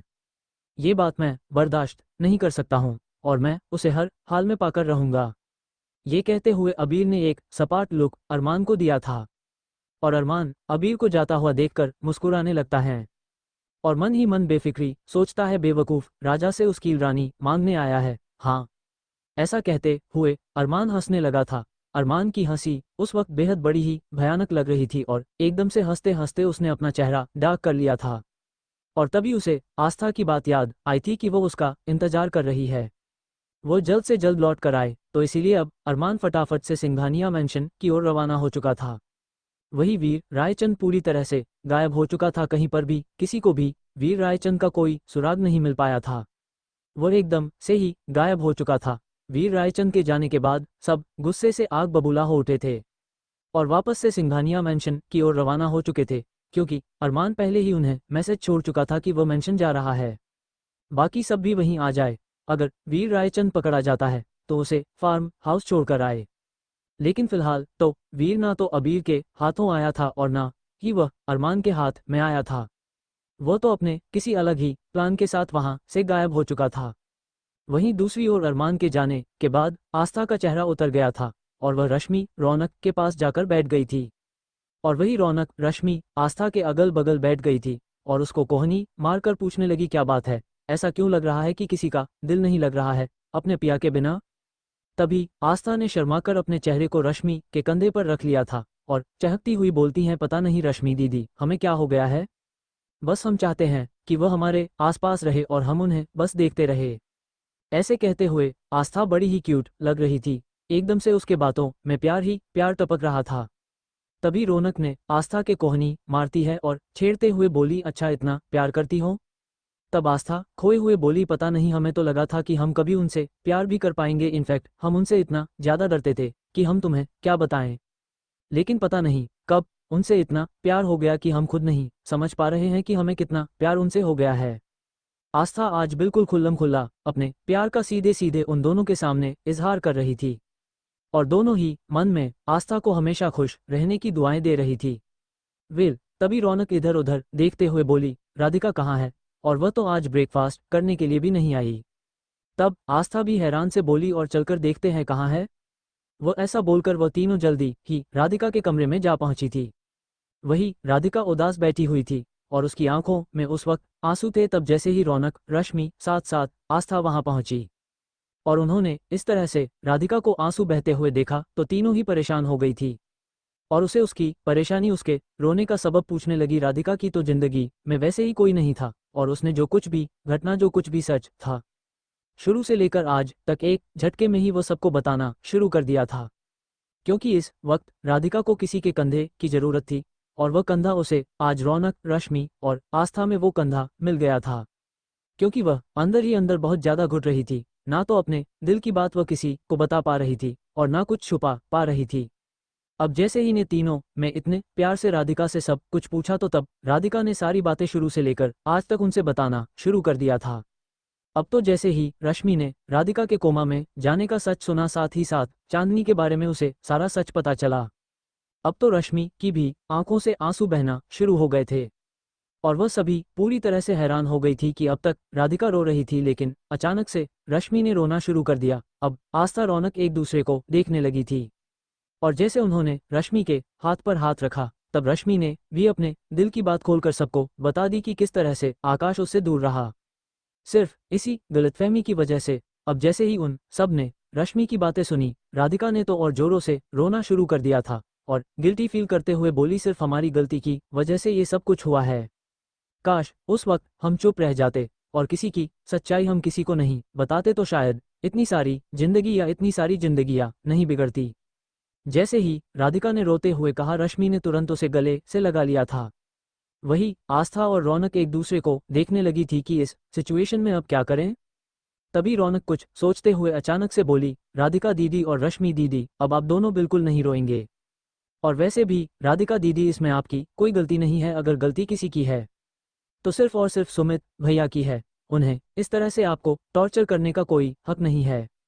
और वैसे भी उन्हें तो आपसे माफ़ी मांगनी चाहिए। आपने अपनी जिंदगी के कितने ही खूबसूरत साल इस तरह से कोमा में गुजार दिए, वह भी सिर्फ उनकी गलती की वजह से। और उल्टा उन्हें आपसे माफ़ी मांगना तो दूर की बात, उल्टा उन्होंने सारी चीज़ों के लिए आपको ही जिम्मेदार ठहरा दिया। नहीं, ऐसा नहीं होगा, आप फिक्र मत कीजिए। और रही बात आकाश भैया की, भले ही आकाश भैया अब रश्मि दीदी के साथ अच्छे से रह रहे हैं, लेकिन उन्होंने भी गलती किया। किसी और की गलती की सज़ा उन्होंने मेरी रश्मि दीदी को दी है। उन्हें इस तरह से सज़ा देने का कोई हक नहीं है। आप देखिए कि मैं एक ऐसा प्लान बनाऊंगी कि सुमित भैया को खुद अपनी गलती का एहसास होगा। अब जैसे ही रौनक ने इतने कॉन्फिडेंस से ये कहा, आस्था तुरंत ही एक साइड होकर बोली, अच्छा ऐसा क्या प्लान है, मुझे बताओ ना। तब रौनक ने अपने शब्दों में आस्था के कानों में कुछ कहना शुरू कर दिया था। और जैसे ही आस्था ने ये सुना, उसके चेहरे पर एक मुस्कुराहट आ गई थी और उसने भी फटाफट से राधिका को अपने शब्दों में आगे समझना शुरू कर दिया था। उन्होंने सबने मिलकर एक ऐसा प्लान बताया था जिससे सुमित अपनी फीलिंग एक्सप्रेस करने से रोक नहीं पाएगा और उसे हर हाल में उसके बाद राधिका को एक्सेप्ट करना ही होगा। साथ ही साथ अपनी गलती का भी उसे एहसास करना होगा। अब जैसे उन्होंने अपना प्लान राधिका को बताया, राधिका शर्माने लगी और खुश होते हुए बोली, लेकिन यार हम ये सब ऐसा कैसे कर पाएंगे। तब रौनक अपने स्टाइल में बोली, डोंट वरी दीदी, मैं हूं ना। ऐसा बोलकर रौनक मुस्कुराने लगी थी। दूसरी ओर जल्दी ही अरमान अपने मेंशन में आ पहुंचा। अब जैसे ही अरमान सिंघानिया मेंशन में आया, उसने देखा नानी माँ और साथ ही साथ दादाजी तो एक तरफ बैठे हुए गप्पे हाँक रहे थे। और क्योंकि नानी माँ और जब भी दादाजी के साथ होती थी तो वो अपने गांव के कितने सारे किस्से दादाजी को सुनाया करती थी। उसके बाद दादाजी उनकी बातों में पूरी तरह से खो जाया करते थे। अब अरमान की नज़रें तो किसी और को ढूंढ रही थी, तो वह थी सिर्फ आस्था। लेकिन आस्था तो आज हॉल में दिखाई नहीं दी। तभी अरमान का ध्यान किचन में चला गया कि जरूर आस्था उसके लिए मूंग की दाल के हलवे की प्रिपरेशन कर रही होगी, क्योंकि उसने 10 मिनट बोला लेकिन अरमान तो पूरे 35 मिनट बाद वापस आया था। तो इसलिए कुछ सोचते हुए अरमान आज किचन में चला गया था और उसने देखा कि सेम ड्रेस पहने हुए आस्था किचन में कुछ कर रही थी। अब अरमान के चेहरे पर एक तिरछी सी मुस्कुराहट आ गई थी और उसने जाकर पीछे से आस्था को हग कर लिया था, लेकिन आस्था को बाहों में भरते ही अरमान को कुछ अलग ही तरह का एहसास हुआ। और जैसे ही उसने अब उसकी शक्ल को देखा तो अरमान का चेहरा एकदम ही डार्क हो गया था, क्योंकि वहां पर आस्था नहीं बल्कि प्रियंका थी। प्रियंका जो कि ये देख चुकी थी कि आस्था इस वक्त बाकी सबके साथ राधिका के कमरे में है, तो उसके दिमाग में एक आइडिया आ चुका था, क्योंकि अरमान जब आस्था को बोलकर गया था कि वह जल्दी वापस आएगा, तो इसीलिए अब प्रियंका आस्था के जैसा ड्रेसअप करके सीधा किचन में जा पहुंची थी। क्योंकि उसने अरमान को बाहर से ही आते हुए देख लिया था, फटाफट से किचन में दूसरी तरफ मुंह करके खड़ी हो गई थी ताकि अरमान उसे छुए, और ऐसा ही हुआ था। प्रियंका के चेहरे पर एक मुस्कुराहट थी। अब जैसे ही अरमान ने प्रियंका का चेहरा देखा, वो कोल्ड वॉइस में मुंह बिगाड़ते हुए बोला, तुम यहाँ क्या कर रही हो। तभी प्रियंका अपने चेहरे पर एक प्यारी सी मुस्कुराहट लाकर बोली, जीजा जी ये क्या, आप अपनी साली के साथ छेड़खानी कर रहे हैं। हाँ, हमें तो लगा कि आपको शायद इन सब चीज़ों में इंटरेस्ट ना हो। अब प्रियंका की बात सुनकर अरमान का खून खीलने लगा, क्योंकि प्रियंका से वो बहुत ज़्यादा चिढ़ता था, स्पेशली जब से उसने सबके सामने, पूरी दुनिया के सामने प्रियंका को अपनी बीवी कहना पड़ा था। क्योंकि अरमान सब कुछ बर्दाश्त कर सकता था, लेकिन प्रियंका के साथ अपना नाम जोड़ता हुआ नहीं देख सकता था। वही आस्था को राजेश ने बता दिए कि अरमान आ गए हैं, तो आस्था जल्दी से दौड़कर किचन में ही गई थी और किचन में वह प्रियंका और अरमान को साथ में देख चुकी थी। वहीं प्रियंका दांत दिखाते हुए अरमान की ओर ही देख रही थी। वही अरमान का खून किलस रहा था। ठीक उसी वक्त प्रियंका की नज़र आस्था पर पड़ी। आस्था को वहां देखकर वह चौंक गई, लेकिन अगले ही पल अपने चेहरे पर एक शातिर मुस्कुराहट लाकर बोल पड़ी, अरे आस्था तुम वहाँ क्यों खड़ी हो, अंदर आओ। मैं और अरमान जी तो बस जानबूझकर प्रियंका ने इतना ही बोला था। तभी आस्था सीधा किचन में आ गई थी और अरमान के हाथ को पकड़कर बोली, यस प्रियंका दीदी कहिए, आप कुछ कह रही थी। प्रियंका को तो लगा कि आस्था जब अरमान को उसके साथ देखेगी तो जरूर उसके मन में शक पैदा हो जाएगा और दोनों के बीच दूरी आ जाएगी। लेकिन तभी आस्था ने बड़े ही हक से प्रियंका के सामने अरमान का हाथ पकड़ा था और प्रियंका के कपड़े पर पॉइंट करते हुए बोली, प्रियंका दीदी अभी थोड़ी देर पहले तो आपने जीन्स और ट्राउजर पहना हुआ था, फिर अचानक से अपने ये हमारे जैसे कपड़े कब में पहन लिए। अब जैसे ही आस्था ने ये सवाल किया, प्रियंका थोड़ा सा झेप गई थी और जल्दी से हड़बड़ा कर बात बनाते हुए बोली, आस्था अगर मैंने भी तुम्हारे जैसे कपड़े पहन लिया इसमें क्या बड़ी बात हो गई। आस्था तुम मुझसे इस तरह से सवाल क्यों कर रही हो। तब प्रियंका की बात सुनकर आस्था पूरी तरह से किलस गई थी। अगले ही पल अरमान की ओर घूरते हुए देखकर बोली, अगर आप आ गए थे तो आप सीधा मुझसे कमरे में नहीं मिल सकते थे, आपको इस तरह से किचन में आने की क्या जरूरत थी। आस्था बिल्कुल टिपिकल बीवियों वाली हरकत कर रही थी, बिल्कुल एक पजेसिव बीवी होने का पूरा फर्ज निभा रही थी। आस्था को इस तरह से रुबाब से बोलते हुए देखकर प्रियंका हैरान हो रही थी, क्योंकि जिस हक से आस्था अरमान से बातें कर रही थी, अरमान को डांट रही थी, प्यार से उसे बोल रही थी, तो ये बात प्रियंका को बिल्कुल भी हजम नहीं हो रही थी। अरमान जल्दी से हकलाकर बोला, वो मैं तो बस तुम्हें देखने के लिए यहाँ आया था। अरमान को हकलाता हुआ देखकर आस्था खुद को रोक नहीं पाई और जोरों से हंसने लगी, क्योंकि अरमान के सामने अच्छे अच्छे लोगों की जुबान बंद हो जाया करती थी, उनकी सिटी गुम हो जाया करती थी, लेकिन यहाँ तो आस्था के इस तरह से सवाल करने पर अरमान खुद को रोक नहीं पाया और वह हकलाने लगा था। अब कोई और भी था जो उस वक्त अरमान को इस तरह से हकलाते हुए वह देख रहा था। वह थे वो चारों के चारों जो कि वीर रायचंद को ना पकड़ पाने के बाद सीधा मेंशन में आ गए थे।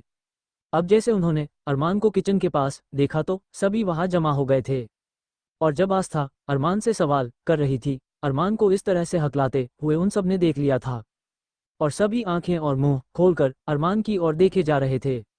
अरमान आज तक हकलाया नहीं था। तभी आहान ने ध्रुव के कानों में कहा, अंडिस्को भाई देखा तुमने, अरमान भाई हकला रहे हैं, जिनके सामने बड़े बड़े मिनिस्टर लोग तक अपनी जुबान नहीं खोलते, वो देखो आज वह हकला रहे हैं। तभी ध्रुव ने आहान के कान में वापस सरगोशी की थी और फुसफुसाते हुए कहा, यार मैंने तो सुना था कि अच्छे अच्छे लोगों की अपनी बीवी के सामने बोलती बंद हो जाती है, लेकिन आज सच में देख भी लिया, वाकई औरतें महान है। ऐसा कहकर ध्रुव आहान को देखने लगा था। वही आकाश और सुमित भी उन दोनों की बातें सुन रहे थे, वह भी हैरानी से अरमान और आस्था की ओर ही देख रहे थे। तभी आस्था को इस तरह से हंसता हुआ देखकर आहान तो खुद को रोक नहीं पाता और वह भी हंसने लगता है। साथ साथ ध्रुव भी हंसने लगा, वही आकाश और सुमित भी हंसते हुए इधर उधर देखने लगे थे। वहीं प्रियंका को ऐसा लग रहा था मानो कि उसका मजाक उड़ाया जा रहा हो। प्रियंका आस्था जैसा गेटअप करके अरमान को फुसलाना चाहती थी ताकि अरमान उसे छुए। अरमान ने छुआ भी था, लेकिन अब तो यहाँ आस्था ने सारा माहौल ही बदल दिया था। वही अरमान ने जैसे ये देखा कि ऑलरेडी वहाँ उसके भाई दोस्त भी वहाँ मौजूद है और सभी उसकी और ही देख रहे हैं, अरमान के गाल आज पहली बार तपने लगे थे। उसे एहसास हुआ कि आज वो शर्मा रहा है। तभी उसने आगे बढ़कर आस्था गोद में उठा लिया था। आस्था जो कि अभी थोड़ी देर पहले खूब तेजी से हंस रही थी, अरमान के इस एक्शन के बाद वो तुरंत चुप हो गई थी। सबके सामने इस तरह से गोद में उठाने पर आस्था तक को काफी शर्म आ रही थी, लेकिन फिलहाल तो वह कर क्या सकती थी। उसने तो अरमान को छेड़ा था, इस तरह से उसे अरमान को डांटना नहीं चाहिए था। अब तो उसे भुगतना था और जल्दी ही अरमान सीढ़ियां चढ़ने लगा। वही किचन से हंसने की आवाजें सुनकर नानी माँ साथ ही साथ दादाजी भी वहां आ गए थे और मुस्कुराते हुए अपने बच्चों को देख रहे थे और मन ही मन में अपने बच्चों को हमेशा खुश रहने की दुआएं कर रहे थे। वहीं दूसरी ओर रौनक का जो प्लान था उसके अकॉर्डिंग राधिका को सुमित की आंखों के सामने नहीं जाना था, इसलिए राधिका अपने कमरे में थी और रौनक ने भी तब तक राधिका के कमरे में स्टे करने का डिसीजन लिया था, तब तक कि वो मैटर सॉर्ट आउट नहीं कर लेती। वेल, अब सभी के सभी घर आ गए थे। रौनक को इस बात के बारे में पता चल चुका था, तो उसने राधिका से बोला कि वो कमरे के अंदर ही रहेगी और साथ ही साथ एक और बात उसे बोली कि वो खाना पीना भी अपने कमरे में ही खाएगी और वह खाना रौनक खुद उसके लिए लेकर आएगी। राधिका ने खुशी खुशी उसकी बात मान ली थी, क्योंकि उसे भी रौनक की बातों में दम नजर आ रहा था कि अगर वाकई ऐसा कुछ हो जाता है तो उसकी भी गलतफहमी दूर हो जाएगी अंडस्को की सुमित मजबूरी में नहीं बल्कि दिल से उससे शादी कर रहा है। आखिरकार शादी का मामला था, उसकी पूरी जिंदगी का मामला था।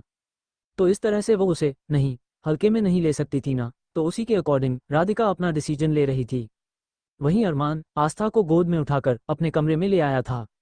आस्था को अभी भी हंसी आ रही थी और अरमान के सीने पर सर रखकर हंसे जा रही थी। वही अरमान आस्था को हंसते हुए देखकर और भी ज्यादा ब्लश कर रहा था और वो उसने सीधा आस्था को अपने कमरे में ले जाकर बेड पर लेटा दिया था। खुद उसके ऊपर आ गया था और आस्था को मुस्कुराते हुए देखकर उसने उसके गालों को चूम लिया। आंखों में आंखें डालते हुए बोला, क्या हुआ, हंसी आ रही है आपको? अगर कल को कोई मुझे ये कहेगा कि अरमान सिंघानिया किसी चीज से डरता है तो मैं बिल्कुल साफ साफ सीधे सीधे कह दूंगा कि मैं अपनी बीवी से डरता हूँ। अब जैसे ही अरमान ने कहा, आस्था की हंसी और तेज हो गई थी और वह तेजी से हंसने लगी और अपनी हंसी कंट्रोल करते हुए बोली, आप कैसी बातें कर रहे हैं? अरे हमारा मकसद आपको डराना नहीं, सिर्फ आपसे प्यार करना है। आप छोटे बच्चे हैं क्या जो आप हमसे इस तरह से डर रहे हैं? ऐसे बोलकर आस्था अपना मुंह को बच्चों जैसा बनने लगी थी। वही आस्था की मासूमियत पर अरमान का दिल जोरों से धड़क रहा था। साथ ही साथ उसे अबीर सिंह राठौड़ का चैलेंज भी याद था कि उसकी बीवी उससे डरती है, प्यार नहीं करती। आज भी अबीर सिंह राठौड़ ने यही बोला। ये बात याद आने पर अरमान ने आस्था के ऊपर लेटे लेते ही पूछता है, अच्छा मिसेज आस्था, अरमान सिंघानिया, मैं आपसे एक बात पूछूं, क्या आप मुझे सही सही जवाब देंगी? तब आस्था अरमान के सर पर हाथ सहलाते हुई बोली, जी बोलिए। तब अरमान, क्या आप मुझसे डरती हैं? तब आस्था अरमान के सवाल को सुनकर एक पल के लिए चुप हो गई थी और अगले ही पल बोली, हमें कभी कभी आपसे थोड़ा थोड़ा डर लगता है, जैसे कि उस वक्त लगा था जब अपने उन लोगों को मारा। आस्था उन लोगों की बात कर रही थी जिनको जंगल में अरमान ने बेरहमी से मारा था। तब अरमान प्यार से बोलता है, लेकिन उन्होंने गलती की थी ना, और वह कोई नॉर्मल या इनोसेंट नहीं थे। आपसे पहले भी उन्होंने 3 लड़कियों के साथ बदसलूकी करने के बाद तीनों लड़कियों की उन्होंने बेरहमी से हत्या भी कर दी थी। और आपके साथ भी वह लोग यही करना चाहते थे, बहुत पहले से ही उन्हें मेरे आदमी ढूंढ रहे थे। अब जैसे ही अरमान ने ये कहा, आस्था हैरान हो गई। उसके दिल पर जो उन लड़कों के मौत का बोझ था वो अब एकदम से ही कम हो गया था और अचानक से उसने भीगी हुई आंखों से अरमान को गले से लगा लिया था और गिल्टी आवाज में बोली, हमें माफ कर दीजिए, हमने ना जाने आपके बारे में क्या क्या सोच लिया था, प्लीज आप हमें माफ कर दीजिए। इतना कहकर आस्था ने अरमान को कसकर गले से लगा लिया था। वही अरमान ने तुरंत उसके ओंठों को चूमते हुए कहा, आपको मुझसे माफी मांगने की कोई जरूरत नहीं है। और हाँ, आप कभी कभी मुझे थोड़ा थोड़ा ऐसे डांट सकती है, ऐसे थोड़ा थोड़ा डरना भी एक अच्छी फीलिंग हो सकती है, यह मुझे आज पता चला है। ऐसा बोलकर अरमान ने अपना सर आस्था की नेक के पास रख दिया था और उसे किस करने लगा था। वही आस्था ने भी दिल खोलकर अरमान का स्वागत किया था। वही दूसरी ओर जल्दी ही सभी लोग एक साथ जमा थे। हालांकि सभी लोगों ने अपने खबरियों को एक्टिव कर दिया था कि किस तरह से उन्हें उसे वीर रायचंद को ढूंढना है, क्योंकि अरमान का ऑर्डर था वीर रायचंद को हर हाल में ढूंढ कर लाना होगा। तो इसीलिए सभी ने अपने अपने खास आदमियों को इस काम पर लगा दिया था। वहीं देव सब कुछ हैंडल कर रहा था। देव की जिम्मेदारी थी वीर रायचंद का पता लगता ही सबसे पहले डेविल किंग के आदमियों को इन्फॉर्मेशन, यानी कि अरमान सिंघानिया, उसके आदमी, खास खास आदमी आकाश, सुमित, ध्रुव, आहान, टाइगर, मारिया देनी है। तो इसीलिए देव सिंघानिया मेंशन बहुत कम आ रहा था, क्योंकि इस वक्त उसके ऊपर वर्क का लोड काफी बढ़ चुका था। हालांकि टाइगर भी देव के साथ ही काम कर रहा था। वही आस्था अरमान की बाहों में लेटी हुई थी और अरमान की चेस्ट के पास खुला 2 बटनों के साथ खेल रही थी। आस्था का साथ अरमान को बेहद भाता था, उसे एक अलग लेवल का आस्था के साथ सुकून मिला करता था। लेकिन पिछले दिनों जो कुछ भी हुआ था उससे वह बहुत ज्यादा परेशान था, क्योंकि अगर बात अरमान सिंघानिया की होती तो वह आराम से उसे चीज को हैंडल कर सकता था, लेकिन अब बात आस्था की थी। अबीर सिंह राठौड़ ने साफ साफ आस्था को उससे छीनने का चैलेंज दिया था। अरमान ये बिल्कुल भी बर्दाश्त नहीं कर पा रहा था कि उसकी बीवी का नाम कोई अपनी जुबान से भी ले, लेकिन फिलहाल वह आस्था पर प्यार की बौछारें कर रहा था और आस्था अरमान के प्यार में सब कुछ भूलते जा रही थी। वह ये भी भूल चुकी थी कि वह किस मकसद के लिए शहर में आई थी और अपना कौन सा काम वह पूरा करना चाहती थी। तब अचानक आस्था अपने सुने हाथों की तरफ देखने लगी थी। हालांकि आस्था को जो हाथ पर चोट लगी थी वो अब काफी हद तक ठीक हो गई थी, लेकिन आस्था के हाथ सुने थे। अरमान आस्था को उसके हाथों को इस तरह से देखते हुए देख चुका था और समझ चुका था कि आस्था क्यों उदास है। तभी अरमान ने आस्था को बिठाया और होले से मुस्कुराकर बोला, अपनी आंखें बंद कीजिए। आस्था हैरानी से अपनी आंखें बड़ी करने लगी थी। तभी अरमान उसे डांटते हुए बोला, जब भी मैं तुम्हें आंखें बंद करने के लिए कहता हूँ आप अपनी आंखें बड़ी बड़ी क्यों कर लेती हो? तो मैंने कहा ना, अपनी आंखें बंद करो, मतलब बंद करो। अरमान की बात सुनकर आस्था हल्का सा मुस्कुराई और फटाक से उसने अपनी आंखें बंद कर लेती हैं। तभी अरमान ने आस्था से बोलता है कि अपने हाथ आगे करो। आस्था को लगा कि जरूर अरमान उसके लिए कोई ना कोई गिफ्ट लाया होगा जो उसे देना चाहता है। आस्था काफी एक्साइटेड हो गई थी। वहीं अरमान ने जल्दी ही मेहंदी के कोन से आस्था के हाथों पर मेहंदी लगाना शुरू कर दिया था। आस्था को अपने हथेलियां पर कुछ ठंडा ठंडा सा महसूस हुआ और जैसे ही उसने अपनी आंखें खोलती हैं तो उसकी आंखें खुशी के मारे फैल गई थी।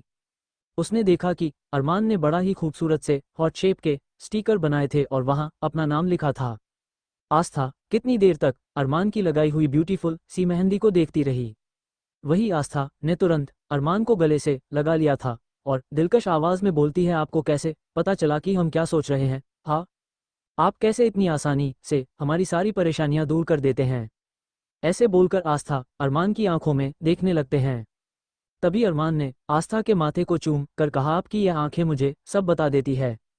चाहे आप अपनी जुबान से कुछ ना बताएं, लेकिन आपकी आंखें ऐसी है जो मुझे सारी बातें बता देती है। अब अरमान की ये बात सुनकर आस्था शर्माने लगी, लेकिन अब उसके दोनों हाथों पर मेहंदी लग चुकी थी और वह अपनी यह मेहंदी जाकर सबको दिखाना चाहती थी। और वह एक्साइटेड होते हुए बोली, हम अभी सबको, नानी माँ को, रश्मि दीदी को, रौनक को, राधिका दीदी को मेहंदी दिखा कर आते हैं। तभी अरमान ने आस्था को कमर से होल्ड किया और उसकी बैक पर एक जोरदार किस करते हुए बोला, क्या आपका जाना जरूरी है? आप मेरे साथ भी तो रह सकती है। हालांकि अरमान को खुद अपने एक इम्पॉर्टेंट काम के सिलसिले में जाना था, लेकिन वह आस्था के पास जब भी हुआ करता था वो सब कुछ भूल जाया करता था। अभी आस्था अरमान के सवाल का जवाब देने वाली थी, तभी अरमान के फोन की नोटिफिकेशन ऑन हुई और अरमान का ध्यान तुरंत फोन की स्क्रीन पर चला गया था। अरमान की एक्सप्रेशन बिगड़ गए थे। अरमान का फेस एकदम से ही डार्क हो गया था। तब आस्था ने मौका देखकर अरमान से अपनी कमर छुड़ा लिया और वह सीधा दौड़ते भागते नीचे जाने लगती है। वहीं अरमान को पता था कि आस्था चली गई है, लेकिन इस वक्त कुछ ऐसी खबर उसे मिली थी जिसके बारे में वह सोच भी नहीं सकता था। अब जैसे ही आस्था दौड़ती भागती नीचे गई, वह खुशी से चिल्लाते हुए बोलती है, नानी माँ, नानी माँ कहाँ है आप? रश्मि दीदी, राधिका दीदी, रौनक कहाँ हो तुम? अब जैसे ही आस्था ने इस तरह से जाकर आवाज लगाना शुरू किया, वो सब जो कि एक साथ फटाफट से उसके सामने आ गई थी। वहीं नानी माँ तो बोलने लग, क्या हुआ मेरी बच्ची, जब कोई चोट तो नहीं लग गई? रश्मि और राधिका भी आस्था की ओर फिक्रमंद होकर देखकर कर बोली, क्या बात आस्था, तुम ठीक तो हो ना? ऐसा बोलकर वो सब तो बारी बारी से आस्था से सवाल करने लगी। तभी आस्था उन सबको एक साथ इस तरह से सवाल करता है, वह देखकर टोकते हुए बोली, अरे आप लोग रुक जाइए, हमें तो बोलने का मौका दीजिए। हम आपको ये कहना चाहते हैं कि ये देखिए हमारे मेहंदी। ऐसा बोलकर आस्था अपने हाथों की मेहंदी उन सबको बारी बारी से दिखने लगी। अब तो सबके चेहरे पर एक प्यारी सी मुस्कुराहट थी, क्योंकि नानी माँ ने राधिका और रश्मि को तो मेहंदी लगा दी थी, लेकिन क्योंकि आस्था के हाथ पर भी चोट लगी थी, हालांकि उसकी कलाई पर चोट लगी थी, हथेलियां पर नहीं, लेकिन फिर भी नानी माँ आस्था को मेहंदी लगाने की हिम्मत नहीं कर पाई थी, क्योंकि इस बीच इतना कुछ हो गया था कि वह मेहंदी उनके दिमाग से ही ये बात निकल गई। तब नानी माँ ने मुस्कुराकर आस्था के माथे को चूमकर कहा, मेरी बच्ची, बस तुम हमेशा ऐसे ही खुश रहो। चलो अब चाहे जैसे भी हो, लेकिन मेहंदी की रस्म तो पूरी हो गई है ना? आप सिर्फ और सिर्फ सीधा शादी की रस्में होगी और इन सब के बीच में हम एक छोटी सी रस्म तो भूल ही गए। अब सब हैरानी से नानी माँ की ओर देखने लगे। तब नानी माँ याद दिलाते हुए बोली, अरे बेटा, जिसकी शादी होती है उनको पानी भरने की रस्म भी की जाती है। अब पता नहीं यहाँ पर कैसा माहौल है, ये लोग रस्मों को मानेंगे भी नहीं। तभी दादाजी की आवाज़ गूंजती है और वो परवाह करते हुए बोले, शारदा बहन जी, आप कैसी बातें कर रहे हैं? जो भी रस्में आपको करनी है आप कीजिए प्लीज़। आप बिल्कुल भी यह मत सोचिए कि कोई मानेगा या नहीं मानेगा, हम सब तो सिर्फ और सिर्फ आपके पीछे है। दादाजी की बात सुनकर नानी माँ मुस्कुरा देती है। नानी माँ छोटे छोटे सारे फंक्शंस करना चाहते थी, लेकिन वो अच्छी तरह से जानती थी कि यह लोग कितने बड़े हैं और इन लोगों का एक एक मिनट कितना ज़्यादा कीमत है। इसीलिए नानी माँ ने डिसाइड किया था कि वह जितना हो सकेगा सारे फंक्शंस कैजुअल रखेंगे और फटाफट से यह शादी कंप्लीट करवाएंगी। तभी आस्था ने अपने हाथों की बाहों को नानी माँ के गले में डालकर बोलती है, नानी माँ नानी, माँ हमें भी एक और रस्म करना है, प्लीज़ प्लीज़ प्लीज़ आप उसे भी करवाएंगे ना। अब जैसे ही आस्था ने ये बोला सब हैरान हो गए। तब नानी माँ कुछ सोचते हुए बोली, लेकिन बेटा ऐसी कौन सी रस्म है जिसके लिए तू इतनी ज़्यादा एक्साइटेड है। तब आस्था तो अपना पप्पी जैसा फेस बनाकर बोली, वह नानी माँ हमने देखा था, वह हमारी फ्रेंड थी ना, उसने भी वो वाला रस्म की थी, तो तब से मेरा भी बहुत दिल कर रहा है वो वाली रस्म करने का। तब नानी माँ कंफ्यूज हो गई और ना समझी, मैं बोली थी कि ऐसी कौन सी रस्म है जिसके बारे में आस्था बात कर रही थी। तब आस्था बताती हैं वह नानी माँ वह होता नहीं है, एक बड़ी सी थाली में बहुत सारा दूध भर दिया जाता है और फिर उसमें से अंगूठी ढूंढते हैं।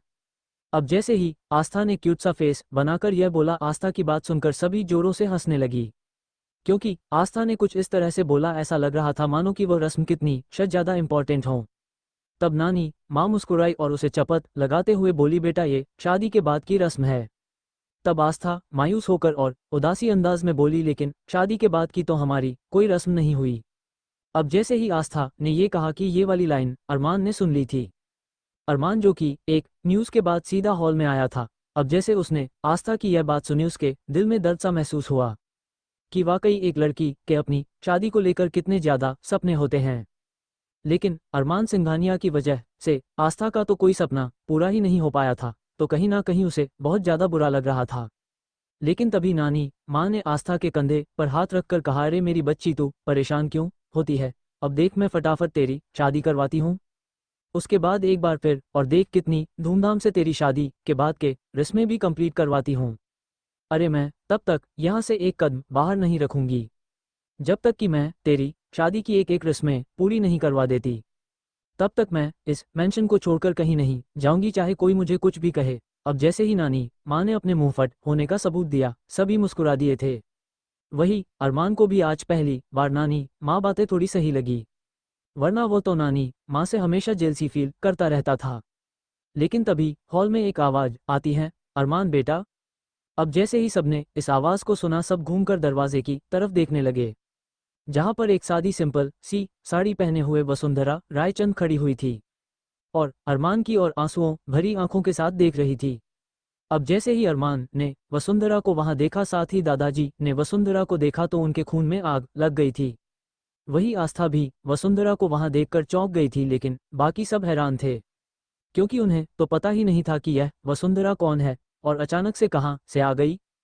क्योंकि जिस दिन वसुंधरा मेंशन में अरमान से मिलने के लिए आई थी, उस दिन दादाजी ने उन सबको बहाने से शॉपिंग करने के लिए मॉल में भेज दिया था। अब जैसे ही वसुंधरा वहां आई और अरमान ने उसे देखा, उसकी आंखों में खून उतर आया था। वो दादाजी तुरंत दांत भींचते हुए वसुंधरा के ठीक सामने जाकर खड़े हो गए थे और गुस्से से बौखलाते हुए बोले, तुम यहाँ क्या कर रही है और तेरी हिम्मत कैसे हुई यहाँ आने की। अब दादाजी की बातें सुनकर वसुंधरा तुरंत अपने घुटनों के बल बैठ गई थी और दादाजी के पैरों को पकड़कर बुरी तरह से उसने रोना धोना शुरू कर दिया था और नकली आंसू बहाते हुए बोली, बाबूजी प्लीज़ मुझे माफ़ कर दीजिए, प्लीज़ मुझे माफ़ कर दीजिए, बाबूजी मुझे माफ़ कर दीजिए। जब से मैं आप लोगों से अलग हुई हूँ, मैं एक दिन भी चैन से नहीं जी पाई हूँ। प्लीज़ मुझे माफ़ कर दीजिए, प्लीज़ बस मुझे एक कुछ दिन अपने बेटे के साथ रहने दीजिए। मैं अपने बेटे से अपनी गलती की माफ़ी मांगना चाहती हूँ, प्लीज़ प्लीज़ प्लीज़। ऐसा बोलकर वसुंधरा अब बुरी तरह से रोने और गिड़गिड़ाने की एक्टिंग करने लगी थी। रौनक और सभी लोगों को वसुंधरा को इस तरह से गिड़गिड़ाते हुए देखकर तरस आने लगा था, क्योंकि उन लोगों के तो नर्म दिल थे और इसीलिए उन्हें उस वक्त वसुंधरा बहुत ही बेबस और लाचार औरत नजर आ रही थी, इसीलिए सबको काफ़ी बुरा लग रहा था। वसुंधरा का इस तरह से रोना, आस्था के भी आंखों में आंसू आ गए थे। लेकिन तभी आस्था ने अरमान की ओर देखा तो अरमान एकदम ऐसा लग रहा था कि मानो अभी वह क्या से क्या कर बैठेगा। तभी दादाजी जोरों से तेज आवाज में चिल्लाते हैं, सिक्योरिटी फटाफट से अंदर आओ। दादाजी की बात सुनकर वसुंधरा बुरी तरह से रोने लगी और हाथ जोड़ते हुए बोली, बस कुछ दिन मुझे मेरे बेटे के साथ रहने दीजिए, मुझे मेरी गलती का पश्चाताप तो करने दीजिए बाबूजी, मुझे मेरी गलती का पश्चाताप करने दीजिए। ऐसा कहकर वसुंधरा बहुत बुरी तरह से रोने लगी थी।